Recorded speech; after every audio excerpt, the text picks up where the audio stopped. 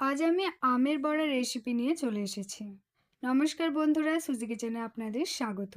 প্রথমে আমি আমগুলো ভালো করে ধুয়ে কেটে নিয়েছি। এবার একটা গ্রেটারের সাহায্যে আমগুলো আমি গ্রেট করে নেব। দেখুন কত স্মুথলি গ্রেট হয়েছে। তো একই পর্যায়ে আমি সমস্ত আমগুলো গ্রেট করে নেব। অন্যদিকে আমি এখানে 1.5 কাপ মতো চালের গুঁড়ো নিয়েছি, আর একটা চালনি দিয়ে আমি এটা ভালো করে চেলে নিয়েছি।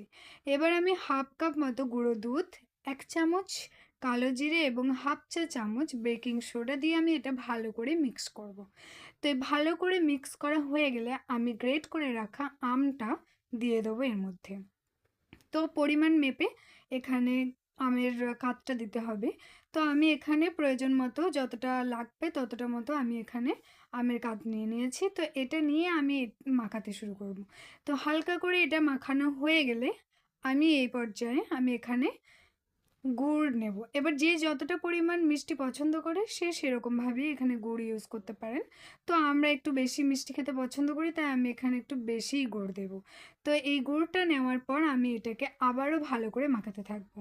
যত ভালো করে এটা মাখাবেন তত বেশি ভালো ফুলবে এবং খুব ক্রিস্পি হবে, মুচমুচে হবে, খেতেও ভীষণ টেস্টি হবে। তো দেখুন আমি মাখিয়ে নিয়েছি। এবার আমি দিয়ে দেবো গ্রেট করে রাখা নারকেল কুড়ো। তো নারকেল কুঁড়োগুলো দিয়ে আমি আবারও একবার ভালো করে মেখে নেব।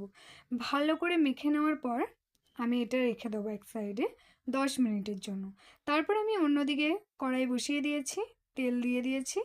এই তেলটা আপনারা সাদা তেলও ইউজ করতে পারেন এবং সর্ষে তেলও ভাজতে পারেন। তো দেখুন তেল গরম হয়ে গেছে। এবার আমি বড়াগুলো এক এক করে ছেড়ে দেব তেলের মধ্যে। সুন্দর গোল গোল করে ছেড়ে দিয়েছি। দেখুন কি সুন্দরভাবে লাল লাল করে ভাজা হচ্ছে। তবে মনে রাখতে হবে আঁচটা আঁচটা একদম লো আঁচে ভাজতে হবে। যদি হাই আঁচে ভেজে দেন তো কালো হয়ে যাবে, একদম পুড়ে যাবে, দেখতে ভালো লাগবে না, খেতেও ভালো লাগবে না, ভিতরটা কাঁচা থেকে যাবে। তো চেষ্টা করবেন লো আঁচে এগুলোকে ভাজার। তো দেখুন কত সুন্দর করে ভাজা হয়ে গেছে। আমি এগুলো তুলে নেব। তো একই পর্যায়ে আমি বাকি বড়াগুলোও ভেজে নেব।